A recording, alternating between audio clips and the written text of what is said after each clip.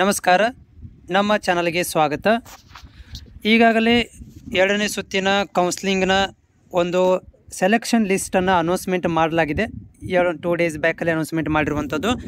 ವಿದ್ಯಾರ್ಥಿಗಳು ಸೆಲೆಕ್ಟ್ ಆಗಿರುವಂಥ ವಿದ್ಯಾರ್ಥಿಗಳಿಗೆ ಕೆಇದವರು ಒಂದು ಅಪ್ಡೇಟನ್ನು ಮಾಡಿದ್ದಾರೆ. ಏನು ಮಾಡಿದ್ದಾರೆ ಅಂತಂದರೆ, ಎರಡನೇ ಸುತ್ತಿನ ಸೀಟು ಹಂಚಿಕೆ ಪಟ್ಟಿ 24/6/2024 ಪ್ರವೇಶ ಶಾಲೆಗೆ ಅಂದರೆ ಶಾಲೆಗಳಿಗೆ ಹೋಗಿ ಪ್ರವೇಶ ಪಡೀಲಿಕ್ಕೆ ಒಂದು ದಿನಾಂಕವನ್ನು ನಿಗದಿಸಲಾಗಿದೆ.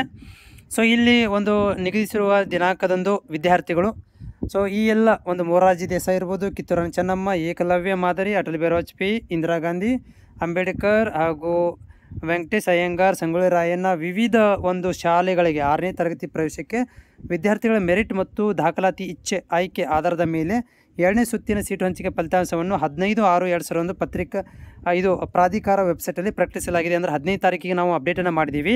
ಸೊ ಈ ಒಂದು ಹಂಚಿಕೆಯಾಗಿರುವಂಥ ವಿದ್ಯಾರ್ಥಿಗಳು ಸೀಟು ಹಂಚಿಕೆ ಫಲಿತಾಂಶ ಪರಿಶೀಲಿಸಿ ಸೀಟು ಹಂಚಿಕೆಯ ವಿದ್ಯಾರ್ಥಿಗಳು 24/6/2024 5:30 ಸಂಜೆ 5 ಒಳಗಡೆ ಹೋಗಿ ಸಂಬಂಧಪಟ್ಟ ಶಾಲೆಗಳಿಗೂ ಅಡ್ಮಿಷನ್ ಪಡೆಯಬೇಕು. ಸೊ ಡೆಡ್ಲೈನ್ ನಿಮಗೆ 24ನೇ ತಾರೀಕಿಗೆ ಒಳಗಡೆ ಹೋಗಿ ನೀವು ಅಡ್ಮಿಷನ್ ಅಂದರೆ 5:05 ಒಳಗಡೆ 24/5 ಒಳಗಡೆ ಹೋಗಿ ನೀವು ಅಡ್ಮಿಷನನ್ನು ಪಡಿಬೇಕಾಗತ್ತೆ. ಓಕೆ, ಯಾಕಂತಂದರೆ ಮುಂದೆ ಬರುವಂಥ 3ನೇ ಸುತ್ತಿನ 3rd ರೌಂಡ್ ಕೌನ್ಸ್ಲಿಂಗಿಗೆ ಮುಂದೆ ತಯಾರಿ ಮಾಡಿಕೊಳ್ಳೋ ಸಲುವಾಗಿ ಈ ಒಂದು ಡೇಟನ್ನು ಕೊಡಲಾಗಿದೆ. ಸೊ ಹೀಗಾಗಿ ಯಾರೆಲ್ಲ ವಿದ್ಯಾರ್ಥಿಗಳು ಸೀಟ್ ಸಿಕ್ಕಿದವರು ಹೋಗಿ ಅಡ್ಮಿಷನ್ ಪಡ್ಕೊಳ್ಬೋದು.